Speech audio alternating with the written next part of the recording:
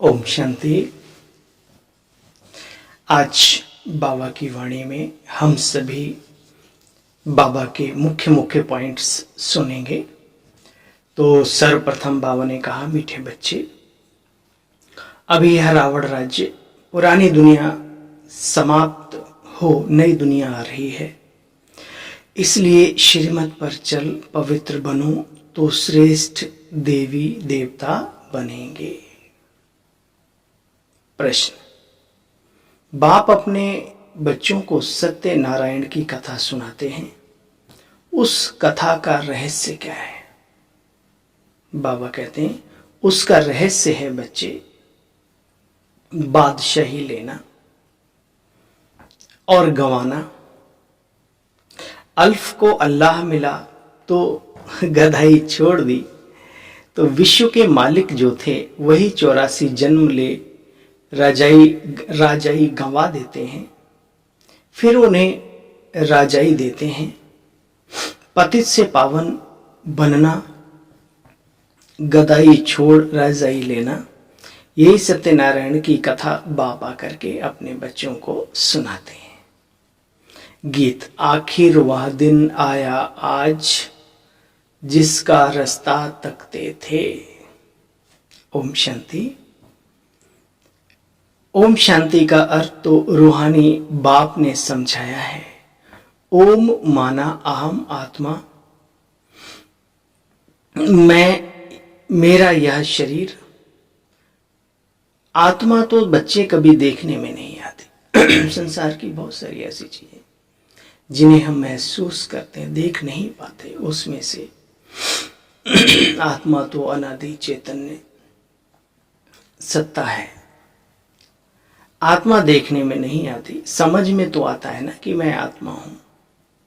अब आप अपने जीवन में देखिए, आत्मा है तो ये शरीर कार्य कर रहा है, और आत्मा निकल गई तो यही शरीर मृत घोषित हो जाएगा। ना बोल सकता है, ना देख सकता है, ना सुन सकता है, ना संकल्प कर सकता है, आदि आदि। उस आत्मा को कोई देख नहीं सकता। आत्मा को देख नहीं सकता, शरीर को आत्मा देखती है, आत्मा को शरीर नहीं देखता। तो बच्चे, इस शरीर में मुख्य है आत्मा, जो कि शरीर को चलाती है। शरीर में आते हो तो आपस में बहन और भाई बन जाते हो। आत्माओं का बाप है परमपिता परमात्मा, तो आपस में आत्मा आत्मा ब्रदर्स ठहरे। इसलिए कहते भी हैं वसुधैव कुटुंबकम, है ना। सारा संसार वसुधा जो है एक परिवार है, और हम सब आत्माएं भाई भाई हैं। हमारा पिता एक परम पिता परमात्मा है। गाया हुआ भी है, बाबा हमेशा कहते हैं, सही करते हैं बाप दादा, प्रजापिता ब्रह्मा भी तो सभी का होगा ना, जिसको एडम भी कहते हैं, उनको ग्रेट ग्रेट ग्रैंड फादर भी कहते हैं। मनुष्य सृष्टि में ही तो चाहिए ना प्रजापिता। अब बाबा कहते, बच्चे, आसुरी रावण की दुनिया समाप्त हो जाएगी, उसके लिए महाभारत लड़ाई है। फिर सतयुग में रावण दुश्मन आदि को कोई जलाते नहीं। ये सब यहाँ की बातें हैं। आजकल देखो, जिनके पास पैसे बहुत हैं, बड़े बड़े महल आदि हैं, समझते हैं हम स्वर्ग में। बाप समझाते हैं, भल किसके पास करोड़ भी हो, परंतु बच्चे शांति नहीं है।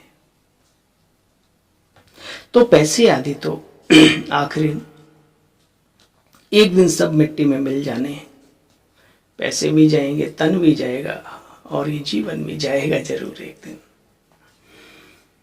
पूछते हैं बाबा, सतयुग तो संपूर्ण निर्विकारी दुनिया है, वहां बच्चे कैसे पैदा होंगे? तो बाबा कहते हैं, बच्चे, वहां बच्चे योग बल से पैदा होते हैं, विकार वहां होता नहीं। न देह का अभिमान है, ना क्रोध, ना काम, 5 विकार वहां होते ही नहीं।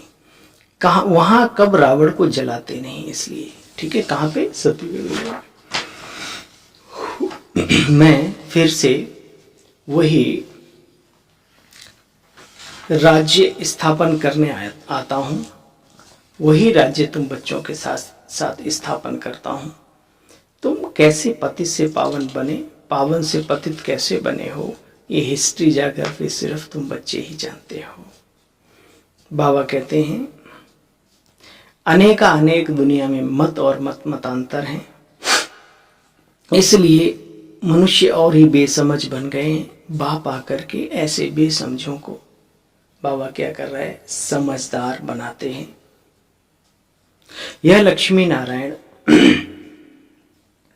समझदार विश्व के मालिक थे ना, अब कितने कंगाल बन गए हैं। फिर शिव बाबा आकर के नरकवासी से स्वर्गवासी बनाते। बाप कितनी अच्छी तरह से समझाते हैं कि यहाँ तकदीर जग जाए। बाप आते ही हैं मनुष्य मात्र की तकदीर जगाने। सब पतित और दुखी है ना, त्राही त्राही कर आखिरी इन बच्चे एक दिन विनाश को पाएंगे। बाबा कहते हैं त्राही त्राही हो उससे पहले कुछ तो बाबा से वर्षा ले लो, कुछ तो बाबा से वर्षा ले लो। राइस और फाल बाबा कहते हैं भारत के लिए ही कहा गया हुआ है। बाबा किसी को विलायत में जाने के लिए मना नहीं करते, कभी मना बाबा किसी कार्य के लिए नहीं, बुरे कार्यों के लिए बाबा मना करता है। बाकी खाना पीना रहना वो आप अपने हिसाब से, जो भी आपके पास सुविधा है उसके हिसाब से आप करो। यूं तो बाबा किसी को विलायत में जाने के लिए मना नहीं करते, चाहते सब हैं मनुष्य की मृत्यु अपने ही देश में हो, मातृभूमि में हो जहां जन्म हुआ है। अब विनाश तो होना ही है बच्चे, हंगामा इतना हो जाएगा जो विलायत से फिर कभी आ भी नहीं सकेंगे। इसलिए बाप समझाते हैं भारत भूमि सबसे उत्तम और श्रेष्ठ है, क्योंकि यहाँ बाप स्वयं अवतरित होते हैं, अवतार लेते हैं। शिव जयंती भी यहाँ मनाई जाती है। सिर्फ मनुष्यों ने कृष्ण का नाम डालने से सारी महिमा गुम कर दी, गुम हो गई। सर्व मनुष्य मात्र का लिबरेटर यहाँ आकर के अवतार लेते हैं। गॉड फादर है ही आकर के लिबरेट करता है, लिबरेटर भी कहते हैं उसको। कैसे लिबरेट करते हैं, किससे करते हैं, दुखों से। तो ऐसे बाप को नमन करना चाहिए, ऐसे बाबा को नमन करना चाहिए। बाप यहां आकर के सबको पावन बनाते हैं, सबको माना सब आत्माओं को। तो ये भारत सबसे बड़ा तीर्थ स्थान ठहरा, सबको दुर्गति से छुड़ाए सदगति देते हैं। यह ड्रामा बना हुआ है, जो देवताएं दुर्गति में फंस गए थे बाबा उनको दुर्गति से छुड़ाए सदगति में ले जाते हैं बच्चे। बाबा फिर लास्ट में कहते हैं ये भी ड्रामा बना हुआ है। अभी तुम आत्माएं जानती हो हमारा बाबा बरोबर इस शरीर द्वारा अनेक राज समझा रहे हैं। हम आत्मा इस शरीर द्वारा सुनती हैं। आत्मा अभिमानी भी बच्चे बनना है, अपने को आत्मा समझ बाप को याद करेंगे तो कट निकलती जाएगी। पवित्र बन तुम बाप के पास आ जाएंगे। जितना याद करेंगे उतना बच्चे पवित्र बनेंगे, औरों को भी आप समान बनाएंगे तो बच्चे बहुतों की आशीर्वाद भी मिलेगी। पवित्रता के मार्ग पर चलने वालों को मदद करेंगे तो बाबा कहते बहुतों की आशीर्वाद मिलेगी। इसका उल्टा भी सोच लेना, अगर किसी अच्छे खासे के जीवन में ईर्ष्यावश नफरतवश विघन डालते हैं तो फिर बाकी चीजें भी बनेंगी। पुण्य के बदले पाप भी तो बनता है ना। तो बाबा कहते हैं जितना बाप को याद करेंगे उतना पवित्र बनेंगे, औरों को भी आप समान बनाएंगे तो बहुतों की आशीर्वाद मिलेगी, ऊंच पद पालेंगे। इसलिए गाया जाता है सेकंड में जीवन मुक्ति। अच्छा, मीठे मीठे स्किल दे बच्चों प्रति माता पिता बाप दादा का याद प्यार और गुड मॉर्निंग। रूहानी बाप की रूहानी बच्चों को नमस्ते, हम सब रूहानी बाबा को नमस्ते नमस्ते। बाबा ओम शांति, शुक्रिया, जीवन बना दिया बाबा, लाखों शुक्रिया। धारणा का सार है, हम सार ही सुना है हमने मुरली में, मुख्य मुख्य पॉइंट्स फिर भी रिपीट कर लेते हैं। बाप के गले की माला बन विष्णु के गले में पिरोने के लिए संपूर्ण सतो प्रधान बनना है। यहाँ बाबा के दिल पर और भविष्य में ऊंच राजाई में उस घराने में संपूर्ण सतो प्रधान बनना है। एक बाप की मत पर चलना है। सेवा ऐसी करनी जो अनेक आत्माओं की आशीर्वाद मिलती रहे। त्राही त्राही होने से पहले बाप से पूरा पूरा वर्षा ले लो। वरदान, ताज और तिलक को धारण कर बाप दादा के मददगार बनने वाले दिल तख्त नशीन भव। जब कोई बच्चे तख्त पर बैठते हैं तो तिलक और ताज उनकी निशानी होती है। ऐसे जो दिल तख्त नशीन हैं उनके मस्तक पर सदैव अविनाशी आत्मा की स्थिति का तिलक दूर से ही चमकता हुआ नजर आता है। सर्व आत्माओं के कल्याण की शुभ भावना उनके नैनों से व मुखड़े से दिखाई देती है।